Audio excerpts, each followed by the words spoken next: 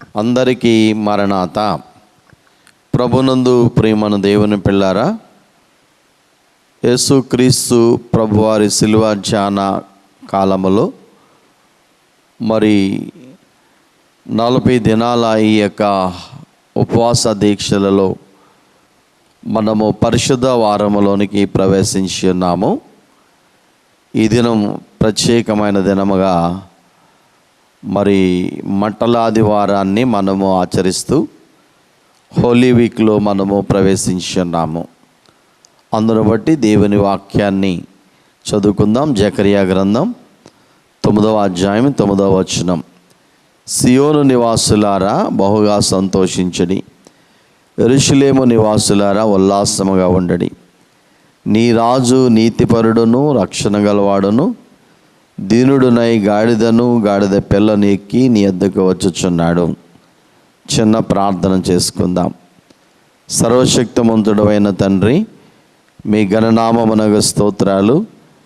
మీరు సిలువలో శ్రమపడిన నాటి జ్ఞాపకాలని మేము స్మరించుచు ఇదిగో నాయన పరిశుద్ధ వారములోనికి మమ్మల్ని తీసుకుని వచ్చాం.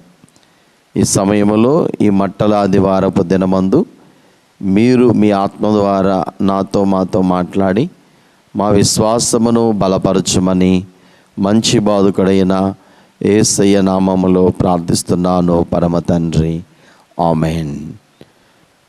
మన ప్రభువైన యేసుక్రీస్తు వారి పేరట మీ అందరికీ కృప సమాధానములు కలుగునుగాక, ఆమేన్. ప్రభునందు ప్రియమైన దేవుని పిల్లారా, ప్రభువైన యేసుక్రీస్తు వారు ఈ లోకములోనికి వచ్చి 33.5 సంవత్సరాల ఆయన యవ్వన కాలమందు ఎన్నో బోధలు బోధించి ఎన్నో అద్భుత ఆశ్చర్య కార్యములు ప్రజా ఉపయోగకరం చేసి పరలోక రాజ్య సువార్తను ప్రకటించి సర్వ మానవాళి పాప పరిహారం కొరకు ఆయన యెరూషలేముకు జయోత్సవముతో వెళ్ళినటువంటి చారిత్రాత్మకమైన మరి ప్రవచనాత్మకమైనటువంటి ఈ ప్రయాణమును గురించి మీతో మాట్లాడాలని ఆశపడుతూ ఉన్నాను. ప్రియులారా, జకరియా అనే ప్రవక్త 9వ అధ్యాయము 9వ వచనములో మరి యేసుక్రీస్తు ప్రభు యొక్క ఈ మట్టలాది వారమును గురించి ప్రవచించాడు. ప్రియులారా, సియోను నివాసులారా బహుగా సంతోషించుడి, యెరూషలేము నివాసులారా ఉల్లాసంగా ఉండుడి అని చెప్తూ ఈ నీ రాజు నీతిపరుడును రక్షణ గలవాడును దీనుడునై గాడిద పిల్లను ఎక్కి నీ యొద్దకు వచ్చుచున్నాడు అనే మాట, ఇది మరి చారిత్రాత్మకమైన ప్రవచనాత్మకమైనది. ప్రభు జన్మమును గురించి ప్రవచించారు, ప్రభు యొక్క జీవితమును గురించి, ఆయన అద్భుతాల గురించి, ఆయన శిలువ శ్రమల గురించి, ఆయన వెళ్ళే ఈ యాత్రను గురించి కూడా ముందుగానే తెలియచేయబడింది. ఆయన మరి గర్దబాసునుడై ఆ యొక్క బేత్పగే అనే గ్రామముల నుండి యెరూషలేముకు ఆయన జయోత్సవంతో వెళ్ళినట్లుగా చూస్తాం. మరి అంత మాత్రమే కాదు, కట్టబడిన గాడిద పిల్లను విడిపించుట, అంత మాత్రమే కాదు ఆ గాడిదను ప్రభు యొద్దకు తోలుకొని వచ్చుట, దాని మీద బట్టలు పరుచుట, దారి పొడుగున బట్టలు కొమ్మలు పరుచుట, మరి ముందు వెనుక గుంపులు వారు ప్రభుని స్తుతిస్తూ ఆరాధిస్తూ జయధ్వనులు చేసుకుంటూ యెరూషలేమునకు తీసుకుని వెళ్ళుట. ప్రతి సంవత్సరం ఈ యొక్క మరి కార్యక్రమాన్ని పురస్కరించుకొని అనేక విధాలుగా దేవుని లేఖనాల్ని మనం ధ్యానిస్తూ ఉన్నాం. అందును బట్టి దేవునికి మహిమ కలుగునుగాక. ఈ మట్టలాది వారము రోజు, ప్రియులారా, మట్టలాది వారం అని ఎందుకు పేరు వచ్చిందంటే, యేసు ప్రభు ఈ యొక్క యెరూషలేము యాత్రలో అనేక మంది ఖర్జూరపు మట్టలు చేతపట్టుకుని పచ్చని కొమ్మలు ఆయనకు మరి శ్రేష్టమైనటువంటి ఆయన వెనుక ఆయన స్తుతించుచు ఆ యెరూషలేము తీసుకుని వెళ్ళారు. అందును బట్టి దీనికి మట్టలాది వారం అనే పేరును మనం చూస్తాం.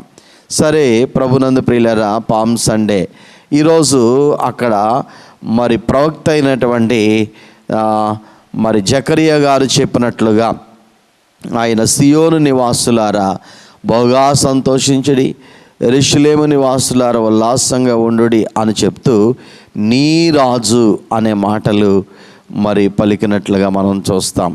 ఈరోజు నీ రాజు అనగా యేసుక్రీస్తు ప్రభు అనేటువంటి ఆయన రాజుగా ఈ లోకంలోనికి వచ్చాడు. ఆయన ఏ రాజు, ఎటువంటి రాజు అనే విషయాన్ని ఒక 7 సంగతులు మీతో పంచుకోవాలని ఆశపడుతున్నాను. చూడండి, బైబిల్ ఎలా చెప్తుంది, ఆయనకున్నటువంటి రాజుకున్న లక్షణాలు. యేసుక్రీస్తు దేనికి రాజు అని ఆలోచిస్తే మొదటగా నీతిపరుడైన రాజు, ద కింగ్ ఆఫ్ రైటస్నెస్ అనే మాట. జకరియా 9:9 ఆ రాజు యొక్క లక్షణాలు చెప్తున్నాడు ఈ ప్రవక్త. నీ రాజు మొదటగా నీతిపరుడును అనే మాట. ప్రియులారా, నీతికి రాజు. ఇర్మియా గ్రంథం 23:5 ప్రవక్త అయిన ఇర్మియా గారు ఈ మాటలు చెప్తున్నాడు. యెహోవా ఇలాగ ఆజ్ఞాపించి ఇచ్చుచున్నాడు, రాబో దినములలో నేను దావీదునకు నీతి చిగురును పుట్టించెదను, అతడు రాజై పరిపాలన చేయను, అతడు వివేకముగా నడుచుకొనుచు కార్యమును జరిగించును, భూమి మీద నీతి న్యాయములను జరిగించును. యేసుక్రీస్తు ప్రభు అనే ఈ రాజు నీతికి రాజు. ఆయన అనీతిమంతులైన మనుషులను ఆయన నీతిమంతులుగా చేయడానికి, ఆయన అనీతి పరిపాలకులైనటువంటి వారిని నీతి పరిపాలకులుగా చేయడానికి, ఆయన నీతిని ఈ లోకములో స్థాపన చేయడానికి, నీతి రాజ్య పరిపాలన చేయడానికి, నీతి న్యాయములను జరిగించడానికి ఆయన ఏమై ఉన్నారట? దావీదుకు రాబోయే తరములలో నీతి చిగురు పుట్టించేదను, అతడు రాజ్య పరిపాలన చేయను, అతడు వివేకముగా నడుచుకొనును అనే మాట మనం చూస్తూ ఉంటాం. హెబ్రీయులకు రాసిన పత్రిక 7:2-3 ఎవడు కలుసుకొని అతన్ని ఆశీర్వదించనో, ఎవనికి అబ్రహాం అన్నిటిలో 10వ వంతు ఇచ్చనో, ఆ షాలేము రాజును మహోన్నతుడగు దేవుని యాజకుడైన మెల్కీసెదెకు నిరంతరము యాజకుడుగా ఉన్నాడు. అతని పేరుకు మొదట నీతికి రాజనియు. చూడండి, ఇది ప్రభుని గురించి వ్రాయబడింది. ప్రియులారా, గమనించండి, అబ్రహాము గారికి షాలేము రాజు, ఈయన పేరు షాలేము రాజు అనే మాట అక్కడ మనం చూస్తాం. ఈయన మొదట నీతికి రాజు, నీతి స్థాపన చేయడానికి వచ్చాడు, అనీతిమంతులైన వారిని నీతిమంతులుగా చేయడానికి వచ్చాడు అనే మాట మనం చూస్తూ ఉంటాం. ప్రియులారా, గమనించండి.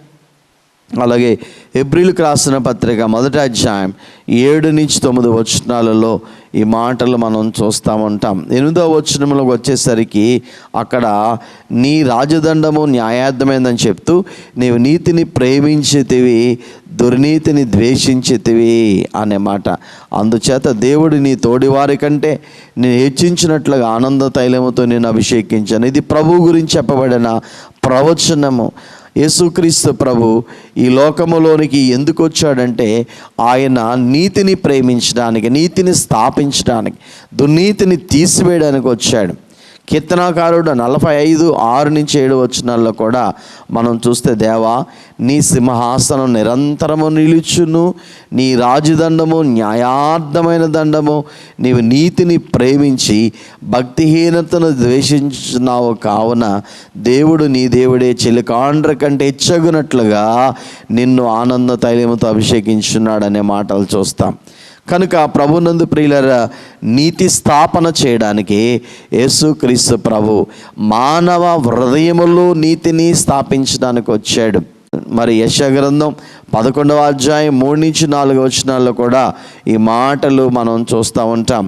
ఏమనంటే, యెహోవా భయం అతనికి ఇంపైన సువాసనగా ఉండును, కంటి చూపును బట్టి అతడు తీర్పు తీర్చడు, తాను వినుదాన్ని బట్టి విమర్శ చేయడు, నీతిని బట్టి బేదలకు తీర్పు తీర్చును అనే మాట. ప్రియులారా, గమనించండి, నీతిని ఆయన తీరుస్తాడు.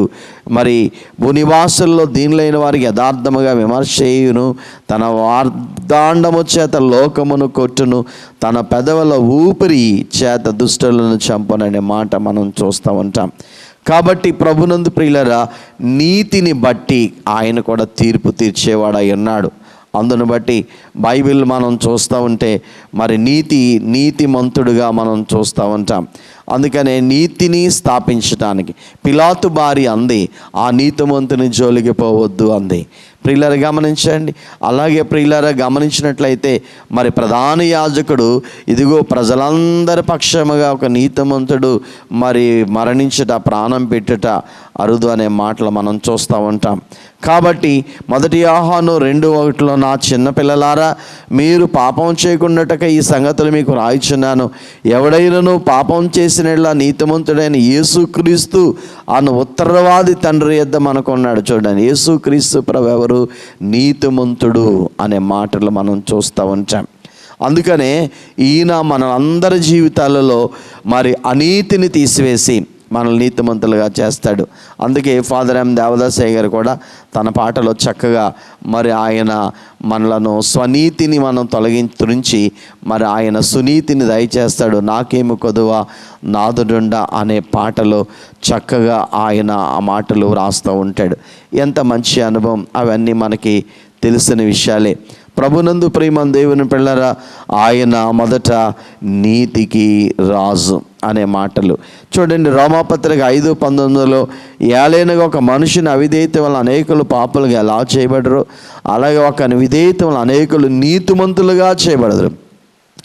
మొదటి ఆదాము మరి నీతిమంతుడుగా ఉన్నప్పటి దేవుడు చేసినప్పటికీ అతడు అవిధేయుడిగా మారిపోయాడు. అందుకని మనుషులందరూ అనీతిమంతులు అయిపోయారు.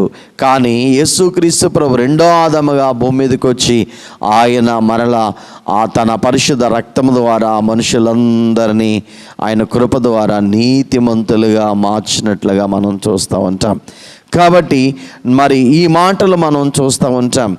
ఆయన చెప్పిన ఆ శ్రేష్టమైనటువంటి అనుభవం ఎఫెసీయులకు రాసిన పత్రిక 6వ అధ్యాయం 14వ వచనం, ఎలాననగా మీ నడుమునకు సత్యమును దట్టి కట్టుకొని నీతి అను మాయమరువు తొడుక్కొనండి. కాబట్టి నీతి మన ప్రభువైన యేసుక్రీస్తే. కాబట్టి ప్రభునందు ప్రేమ దేవుని పిల్లారా, మానవుని యొక్క మరి నీతి క్రియలు మురికి గుడ్డల వల్లే ఉన్నట్లుగా మనం చూస్తూ ఉంటాం అక్కడ. కాబట్టి ప్రియులారా, ఆ మాటలు మనం చూస్తూ ఉంటాం. మరి మనం చూద్దాం. నీతి మార్గము నిల్పును నన్ను, ఇక నీతి మార్గము నిల్పును నన్ను, నీతి లేని నాకు తనసు నీతి దయచేయన్, స్వా నీతి నింద్రుంచన్ గనుక నాకేమీ కొదువా నాదుడుండా. కాబట్టి నీతి లేని మనకు మన యొక్క మరి ఆయన సునీతిని దయచేసి మన స్వనీతిని త్రుంచివేశాడు. అందుకనే ఆయన నీతి స్థాపన చేయడానికి, నీతిమంతులుగా చేయడానికి ఆయన నీతికి రాజుగా ఈ లోకములకు వచ్చాడు. కీర్తనాకారుడు 85:9-10లోను అలాగే ప్రభునందు ప్రియులరా ఈ మాటలు వ్రాయబడ్డాయి. రెండవదిగా నీ రాజు రక్షణ గల రాజు, the king of salvation. Zechariah 9:9 కూడా ఈ యొక్క లేఖనానికి లేకపోతే ఈ యొక్క మరి ప్రియులరా మరి అంశంలో ఈ యొక్క 2వ పాయింట్కు కూడా అదే అర్థాన్ని మనం చూస్తూ ఉంటాం. చూడండి, నీ రాజు నీతిపరుడును రక్షణ గలవాడును అనే మాటలు మనం చూస్తాం. రక్షణ గలవాడును అనే మాట. మరి యేసుక్రీస్తు ప్రభు ఈ లోకములోనికి ఎందుకు వచ్చాడు రాజుగా అంటే రక్షించడానికి. లూకాసు వార్త 19:10 అంటాడు, నశించిన దాన్ని వెదికి రక్షించడానికి మనుష్య కుమారుడు ఈ లోకములోనికి వచ్చాననే మాట మనం చూస్తాం. మత్తయి 1:27 ఆయన మరి ఒక కుమారుని కంటుంది ఆమె, తన ప్రజలైన వారి పాపలను ఆయనే రక్షించిన కనుక ఆయనకి యేసు అనే పేరు పెట్టుదు అనే మాట. యేసు అనగా రక్షకుడు, రక్షకుడు అనగా తన ప్రజలైన వారి పాపము నుండి ఆయన రక్షిస్తాడు. వీటి నుండి రక్షించడానికి వచ్చాడు. ఒకటి, పాపముల నుండి రక్షించడానికి. మరి చూసారా, తన ప్రజలైన ఈ భూమి మీద ఉన్న ప్రతి మానవుడు ఆదాము అంచె తీర్పు వరకు అందరూ జన్మ కర్మ పాపులైపోయారు గనుక ఈ పాప శాపము నుండి మనుషులను రక్షించడానికి ఆయన ఈ లోకానికి వచ్చాడు. తిమోతి మొదటి లేఖ మొదటి అధ్యాయం 15వ వచనంలో కూడా ఈ మాటలు రాస్తూ ఉంటాడు. పాపులను రక్షించుటకు క్రీస్తు ఈ లోకమునకు వచ్చాను. ప్రియులారా గమనించండి. అలాగే రెండవదిగా మనం గమనించినట్లయితే మనం చూస్తూ ఉంటాం, ప్రియులారా ఉగ్రత నుండి రక్షించడానికి రోమాపత్రిక 5:9 కాబట్టి ఆయన రక్తం వల్ల ఇప్పుడు నీతిమంతులుగా తీర్చబడి మరింత నిశ్చయముగా ఆయన ద్వారా ఉగ్రత నుండి రక్షించబడదము. ఉగ్రత అనగా పాపం ద్వారా వచ్చిన జీవితం మరణం, అదే నరకమనే రెండవ మరణం అగ్నిగుండం. పాతాళములో ఉంది ఆ నరకం. యుగ యుగాలు అగ్ని ఆరదు, పురుగు చావదు. ఆ వేదనకరమైన స్థలము నుండి ఈ మనుషులను పాపము నుండి, ఈ మరణం అనే నరకము నుండి రక్షించడానికి ఆయన ఈ లోకానికి వచ్చాడు. అందుకే ఈ రాజు రక్షకుడు. ప్రియులారా అపోస్తుల కార్యములు 4:12 మనం చూస్తామంటాం, ఎవని వల్లనూ రక్షణ కలుగదు, ఈ నామముననే మనము రక్షణ పొందవలను కానీ ఆకాశము క్రింద మనుషులలో ఇయ్యబడిన మరి ఏ నామమున రక్షణ పొందలేమో. చూడండి, పాపముల నుండి రక్షించబడాలన్నా, పాతాళ అగ్నిగుండం రక్షించబడాలన్నా యేసు క్రీస్తు అనే నామములో వచ్చిన ఈ రాజు పేరును బట్టే మనము రక్షణ పొందాలి తప్ప భూమి మీద ఇవ్వబడిన మనుషులు ఏ నామము ద్వారా రక్షణ లేదు. అందుకనే నేడే రక్షణ దినం, ఇదే మిక్కిలి అనుకూల సమయం అంటాడు పౌలు భక్తుడు. కనుక ఇంత గొప్ప రక్షణను మనం నిర్లక్ష్యం చేసినడలా ఎలాగూ తప్పించుకుందుము అని మరొక చోట అంటాడు. అందుకనే ప్రభువైన యేసుక్రీస్తు వారు ఆయన రక్షకుడు. రెండవదిగా మనం చూస్తూ ఉంటాం. మూడవదిగా దీనుడైన రాజు, ద కింగ్ ఆఫ్ హంబుల్నెస్ అనే మాట 9:9 మనం చూస్తాం. నీ రాజు నీతిపరుడును రక్షణ గలవాడును దీనుడనై అనే మాట. ప్రియులారా దీనుడనై గాడిదను గాడిద పిల్లనెక్కి నీ యొద్దకు వచ్చుచున్నాడు. ఈ యొక్క మరి యెరూషలేము యాత్రలో ఆయన ప్రయాణం చేయడానికి ఈ రాజులందరూ గుర్రాల మీద రథముల మీద వస్తారు యుద్ధానికి వెళ్ళేటప్పుడు. కానీ ఈ రాజు సర్వ మానవాళి పాప పరిహారం కొరకు అపవాదితోనూ దురాత్మలతోనూ ఆయన పోరాటము చేయడానికి, ఆ సిలువలో ఆయన పోరాటం చేయడానికి మరి రాజుగా ఆయన వెళుతున్నప్పుడు ఆయన గుర్రం మీద వెళ్ళలేదండి, దీనుడుగా గాడిద పిల్లని ఎక్కి వెళ్ళినట్లుగా మనం చూస్తూ ఉంటాం. కాబట్టి ప్రియులారా ఈ రాజు దీనుడు అనగా తగ్గించుకున్నవాడు, తన్ను తాను. ఫిలిప్పీ 2:7-8 కూడా అనగానే పరలోకములో తండ్రి సింహాసనం ఎదుట తండ్రి మహిమతో సమానంగా ఉండవలసిన ఆయన మనుష్య కుమారుడికి ఈ లోకములోనికి వచ్చి తన్ను తాను మరణం పొందినంతగా తగ్గించుకుని విధేయత చూపినట్లుగా చూస్తాం. మత్తయి సువార్త 21:5 ఇదిగో నీ రాజు సాత్వికుడై గాడిదను బరవాక పశు పిల్లను ఆయన చిన్న గాడిదనికి నీ యొద్దకు వచ్చుచున్నాడని సియోను కుమార్తెతో చెప్పడి. ఇది నెరవేర్పుగా 4 సువార్తికులు ఈ యెరూషలేము జయోత్సవ యాత్ర మరి జకరియా గారు చెప్పిన ఈ మాటలు వారు ప్రవచనం నెరవేర్పుగా వ్రాసినట్లుగా మనం చూస్తూ ఉంటాం. ప్రియులారా మన ప్రభువైన యేసుక్రీస్తు అనే ఈ రాజు సాత్వికుడు, ప్రియులారా దీనుడు, తన్ను తాను తగ్గించుకొని ఆయన గాడిద మీద తగ్గింపునకు సూచనగా ఆయన ప్రయాణము చేసినట్లుగా మనం చూస్తాం. కాబట్టి మనం కూడా ఆ రాజును కలిగి మనం మన జీవితాల్లో తగ్గించుకోవాలి. ప్రియులారా మత్తయి సువార్త 11:28-29 అంటాడు, నేను సాత్వికుడను దీన మనసు గలవాడను గనుక మీ మీద నా కాడి ఎత్తుకొని నా యొద్ద నేర్చుకుని అప్పుడు మీ ప్రాణములకు విశ్రాంతి దొరుకుని అంటాడు. మన ప్రభు సాత్వికుడు, మన ప్రభు దీన మనసు గలవాడు కనుక క్రీస్తు యేసు కలిగిన ఈ మనసు క్రైస్తవులుగా మనమును కలిగి ఉండాలని మాటలు మనం చూస్తూ ఉంటాం. ప్రియులారా మరి ఈ రాజు పరిచర్య చేయడానికి వచ్చాడు, the king of service. Mark 10:45 చూస్తాం. యేసు ప్రభు ఆయన మరి సేవా గుణము కలిగి అంత తను తాను తగ్గించుకొని మరి రోగులను ముట్టి స్వస్థపరిచాడు, ఆకలి బాధలకు ఆహారము తీర్చి మరి వారిని తృప్తిపరిచాడు, దయ్యాలు పట్టిన వారిని విడిపించాడు. మరి ఈ విధముగా నానా విధములైనటువంటి బలహీనతలు బంధకాలు ఉన్న వారికి విడుదల దయచేశాడు. మరి అంత మాత్రమే కాదు, మనిషి కుమారుడు పరిచారము చేయించుకుంటకు రాలేదు కానీ పరిచర్య చేయుటకును అనేకులు ప్రత్యేక విమోచన క్రయధనముగా తన ప్రాణమునిచ్చుటకు వచ్చినని చెప్పాడు. ఇలా సేవాతత్వం కలిగి మరి శిష్యుల పాదాలు కూడా కడిగాడు. యోహాను సువార్త 13:13-15 వచనాల్లో మనం చూసినప్పుడు ఆయన వారి పాదములు అంతగా తగ్గించుకున్నట్లుగా మనం చూస్తాం. ప్రభునందు ప్రియులరా, మన రాజు, ఈ రాజు ఎలాంటి రాజట? దీనుడైన రాజు. 4వదిగా సమాధానపు రాజు, ద ప్రిన్స్ ఆఫ్ పీస్ అని చెప్పబడింది, ద కింగ్ ఆఫ్ పీస్ అని కూడా చెప్పబడింది. యెషయా గ్రంథం 9:6లో మనం చూసినప్పుడు మరి క్రీస్తు ప్రభు యొక్క జన్మ కాలములో లేకపోతే ఆ క్రిస్మస్ సీజన్లో మనం చూస్తాం.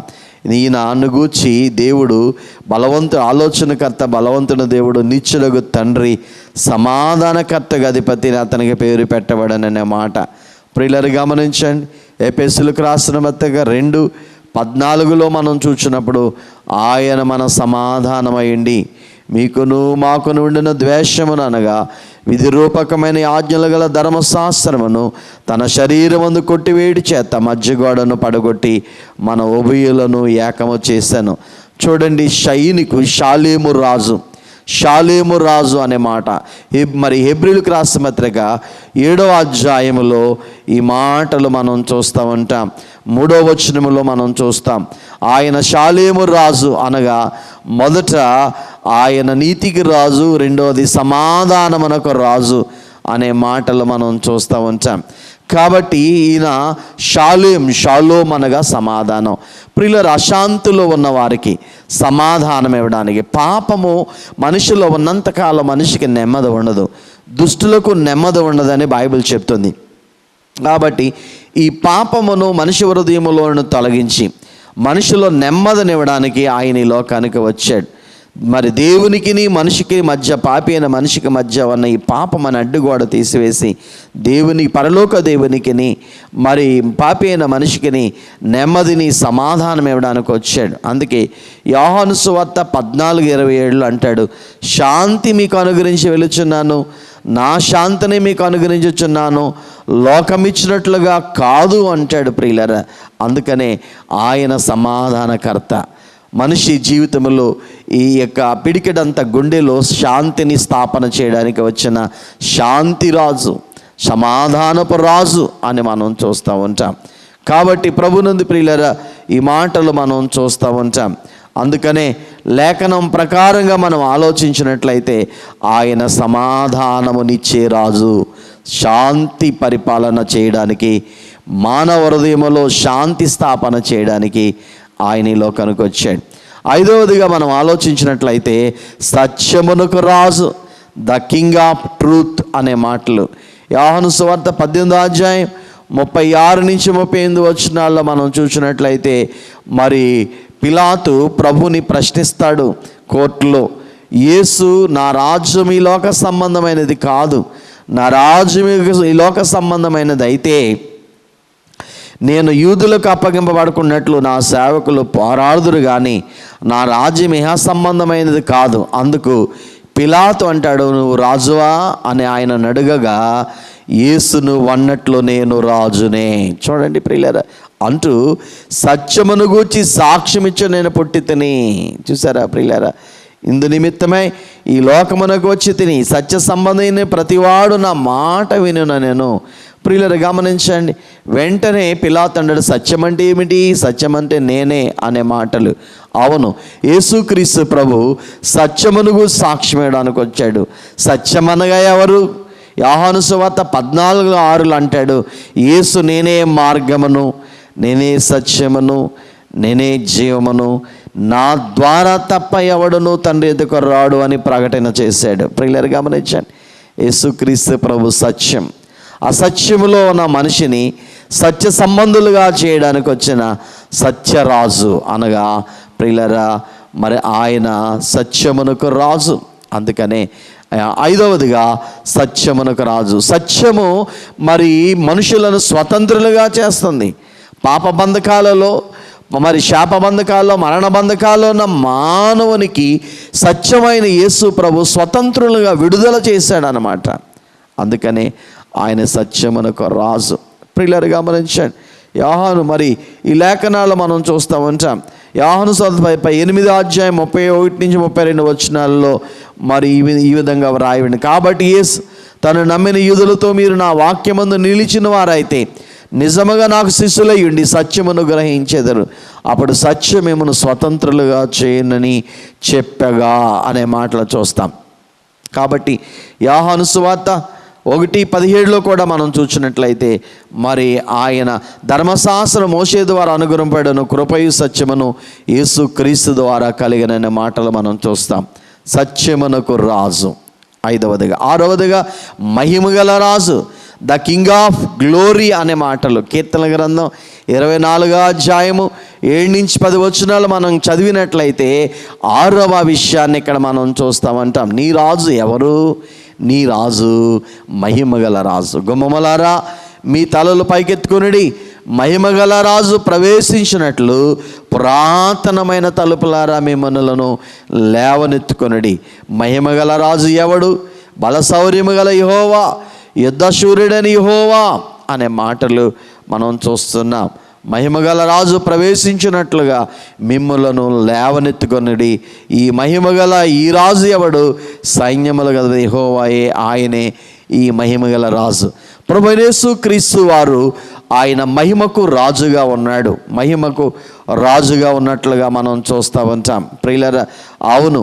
మరి మత్తయి సువార్త 25వ అధ్యాయం 31వ వచనములో ఆయన తన మహిమతో, మనుష్య కుమారుడు ఆయనతో కూడా సమస్త దూతలను వచ్చినప్పుడు ఆయన తన మహిమగల సింహాసనం ఆసీనుడెను అనే మాటలు మనం చూస్తాం.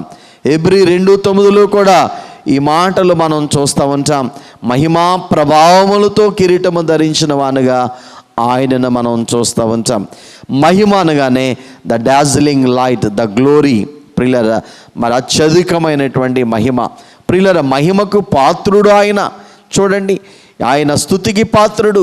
ఈ రాజు ఆరాధనకు పాత్రుడైన రాజు, ద కింగ్ ఆఫ్ వర్షిప్.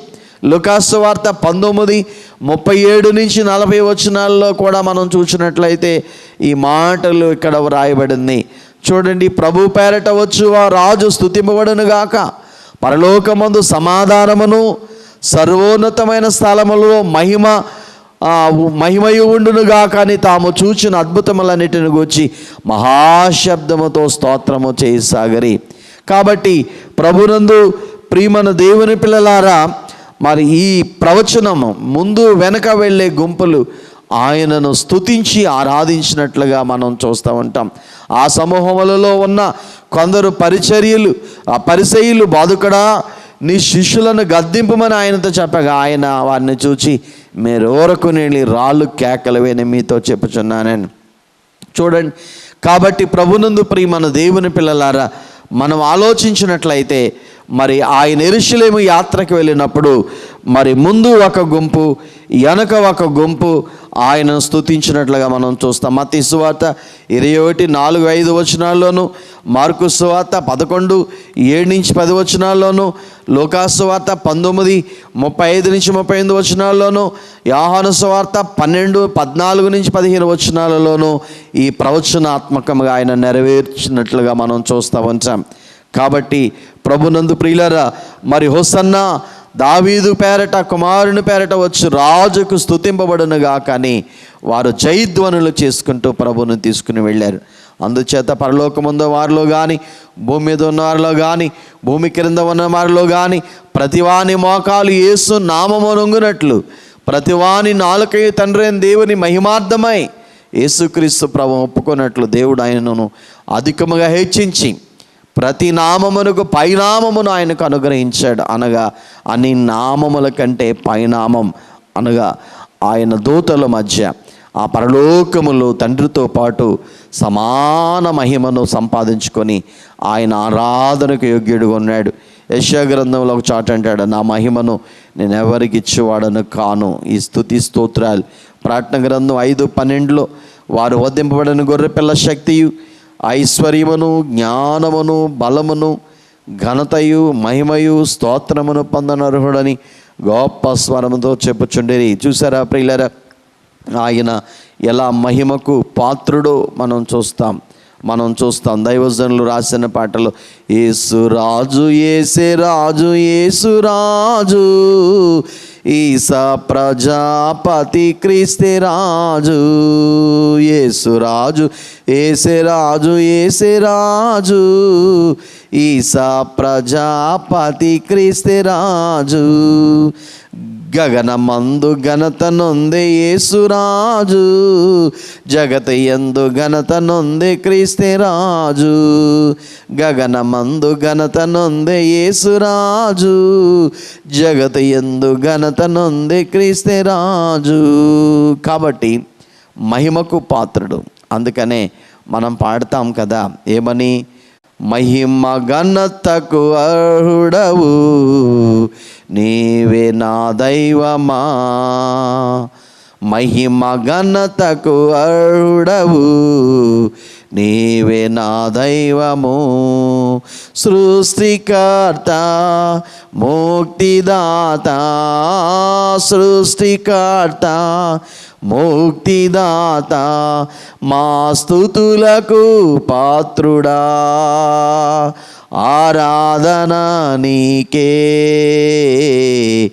ఆరాధన నీకే, ఆరాధన స్తుతి ఆరాధన, ఆరాధన నీకే, ఆరాధన నీకే, ఆరాధన నీకే. కాబట్టి ఈ రాజు మహిమ పొందడానికి, స్తుతింపబడ్డానికి, పొగడబడ్డానికి, కీర్తించబడ్డానికి, గొప్ప చేయబడ్డానికి ఆయన అర్హుడు. అందుకనే ఈయన మహిమగల రాజు. ఏడవదిగా, నీ రాజు పరలోకపు రాజు, ద కింగ్ ఆఫ్ హెవెన్ అనే మాటలు యోహాను సువార్త 18:36 యేసు, నా రాజ్యం ఈ లోక సంబంధమైనది కాదు, నా రాజ్యం యొక్క లోక సంబంధమైనది అయితే నేను యూదులకు అప్పగింపబడుకున్నట్లు నా సేవకులు పోరాడుదురు, కానీ నా రాజ్యం ఇహ సంబంధమైనది కాదే. నేను చూడండి, యేసుక్రీస్తు ప్రభు రాజ్యము ఈ లోక సంబంధమైన రాజ్యం కాదు. ఎందుకంటే ఈ లోక సంబంధమైన రాజ్యములన్నీ అనీతిమయమైనవి. కానీ యేసుక్రీస్తు ప్రభు అనే రాజ్యము, ఆయన రాజు పరలోకము నుంచి వచ్చాడు. ప్రియులారా, ఆయన పరలోకపు రాజు మనుషులందరినీ నరకం తప్పించి పరలోకములోనికి తీసుకుని వెళ్ళడానికి వచ్చిన రాజు. అందుకనే ప్రకటన గ్రంథం 19:16 ఈయన రాజులకు రాజు, ప్రభులకు ప్రభువును అను నామం ఆయన వస్త్రం మీదను తొడ మీదను వ్రాయబడి ఉన్నది. చూడండి, ఈయన మరి ద కింగ్ ఆఫ్ కింగ్స్ అనే మాట, రాజులకు రాజు, రాజులందరికంటే రాజు ఆయనే. ప్రియులారా, ఆయన పరలోకపు రాజు అయి ఉన్నారు. గమనించండి. అందుకనే ప్రకటన గ్రంథం 11:15-17 మనం గమనించినట్లయితే, ఈ లోక రాజ్యము మన ప్రభు రాజ్యమును, ఆయన క్రీస్తు రాజ్యమును ఆయను అనే మాటలు, ఆయన యుగ యుగముల వరకు ఏలును. చూసారా ప్రియులారా, ఆయన నిత్యము ఏలేటి రాజు. ప్రియులారా, అందుకనే ఆయన మానవ హృదయాలను ఏలే రాజు, పరలోకాన్ని మనిషి హృదయంలో స్థాపించే రాజు, పరలోకానికి తీసుకుని వెళ్ళే రాజు. ఆ రాజ్యము శాశ్వతమైంది, పరలోక రాజ్యం. ప్రియులారా, ఈ లోక రాజ్యములు అశాశ్వతమైనవి. 145వ కీర్తన 12-13 కూడా, నీ భక్తులు నీ రాజ్య ప్రభావమును చెప్పుకొందరు, నీ శౌర్యమును గూర్చి పలుకుదురు. నీ రాజ్యము శాశ్వత రాజ్యం, నీ రాజ్య పరిపాలన తరతరములుండును అనే మాటలు. పరలోక రాజ్యము తరతరాలు ఉంటుంది, యుగ యుగాలు ఉంటుంది. ఆయన నమ్మిన బిడ్డలు, ఆయన ఆరాధించే బిడ్డలు, ఆయన రక్తములో కడగబడిన బిడ్డలు ఆ పరలోక రాజ్యములోనికి తీసుకుని వెళ్ళి ఆ రాజ్యాన్ని ఇస్తాడు ఆయన. ఆయనతో పాటు యుగ యుగాలు ఆయన ఆరాధిస్తూ అక్కడ ఉండిపోతాం. అంత గొప్ప రాజ్యం. అందుకే తిమోతి తన మొదటి పత్రిక 1:17 పౌలు గారు తిమోతికి రాస్తూ చెప్పిన మాట, సకల యుగములలో రాజు అయ్యండి, అక్షయుడును అదృశ్యుడునగు అద్వితీయ దేవునికి ఘనతయు మహిమయు యుగయుగములు కలుగునుగాక అని చెప్పాడు. ఆమేన్. చూసారా ప్రియులారా, ఆయన సకల యుగములలో రాజు. ప్రియులారా, నిరంతరం ఉండే రాజు. ఈ పరలోకపు రాజు జయశీలుడైన రాజు, ద విక్టోరియస్ కింగ్.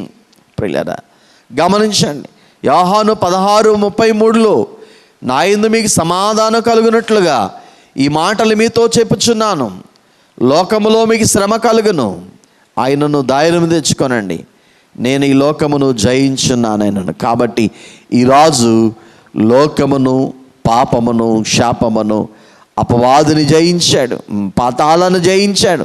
ప్రకటన గ్రంథం 17:14లో మనం చూస్తాం, వీరు గొర్రెపిల్ల యుద్ధము చేతురు కానీ గొర్రెపిల్ల ప్రభువులకు ప్రభువును రాజులకు రాజునైనందునను తనతో కూడా ఉండిన వారు, పిలువబడిన వారే, ఏర్పరచబడిన వారే, నమ్మకమైన వారే అన్నదను ఆయన ఆ రాజులను జయించును. చూసారా, ఆయన రాజులకు రాజు, ప్రభులకు ప్రభు. ఒక బిరుదు గొర్రెపిల్ల, ఆయనకు బిరుదు. ఈయనే రాజులకు రాజు. అందుకనే మనం చూస్తూ ఉంటాం. ప్రియులారా గమనించండి, మరి రాజులకు రాజు అయిన ఈ మన విభుని పూజ చేయుటకు రండి. రాజులకు రాజైన ఈ మన విభుని పూజ చేయుటకు రండి. ఈ జయాశాలి కన్నా మనకింకా రాజవారును లేరని, రాజులకు రాజైన ఈ మన విభుని పూజ చేయుటకు రండి. కరుణాగల సోదరుండయ్యాన ధరణికే తెంచెనయ్యా, స్థిరముగా నమ్ముకొనినా మనకసగు పరలోక రాజ్యంబును, స్థిరముగా నమ్ముకొనినా మనకసగు పరలోక రాజ్యంబును. రాజులకు రాజైన ఈ మన విభుని పూజ చేయుటకు రండి. కాబట్టి ఆ యొక్క జకర్యా ప్రవచించినట్లుగా ఈ రాజు లేక నీ రాజు ఎటువంటి రాజు అనంటే, మొదటగా ఆ రాజు లేఖనం ప్రకారంగా మనము ఈ జయోత్సవంలో మనం చూసినట్లు ఆయన ఆ రాజు యొక్క లక్షణాలు, మొదటగా ఈ మట్టలాదివారం రోజున ఆయన నీతిపరుడైన రాజు, రెండవదిగా ఆయన మరి రక్షణ గల రాజు, ఆయన మనం గమనించినట్లయితే దీనుడైన రాజు, నాలుగవదిగా సమాధానపు రాజు, ఐదవదిగా సత్యమునకు రాజు, ఆరవదిగా మహిమగల రాజు, ఏడవదిగా పరలోకపు రాజు. ఆయన జయించాడు, జయశీలుడైన రాజు, ఆరాధనకు పాత్రుడు. అట్టి రాజుని ఆరాధించి ఆయన వచ్చినప్పుడు యుగయుగాలు ఆ పరలోక రాజ్యములో మరి ఆ మహిమగల రాజుని ఆరాధించే భాగ్యము, ధన్యత ఈ మట్టలాదివారపు రోజున మీ అందరికీ అట్టి దీవెనలు కలుగునుగాక. ఆమేన్. దయగల తండ్రి మాటలు మా హృదయంలో భద్రం చేయమని యేసు నామములో ప్రార్థిస్తున్నాము తండ్రి. ఆమేన్. అందరికీ మరణాత.